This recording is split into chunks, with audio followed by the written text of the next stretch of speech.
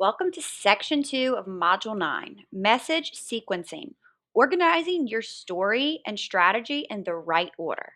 So, now that you understand the persuasion funnel, which is we talked about in the last section, the next step is message sequencing, organizing your content and story so it builds belief in order.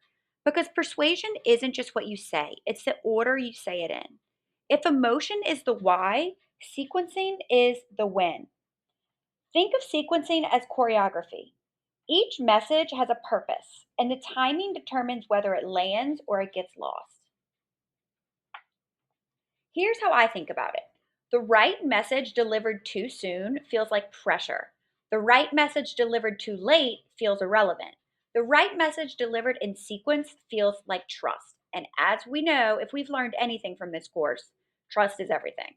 So let's walk through the core sequencing layers of the persuasion system or your persuasion system. Number one, awareness to connection. Your first messages are built to attract, not to sell. They should answer the question, who gets me, not who's selling to me. These are the posts, stories, or reels that spark attention through emotion. Number two, connection to belief. Once attention is earned, you move to credibility and clarity. This is where you share your philosophy, your frameworks, and your perspective. You're building belief, not in your offer, but in your way of seeing the problem. Number three, belief to action. Only after belief is formed do you invite action. That's where logical clarity, offers, and proof come in. Because by this stage, your audience doesn't need to be sold, they're ready to decide. Number four, reinforcement to retention. And that is what we want: retention, right? Once they take action, persuasion doesn't stop, it deepens.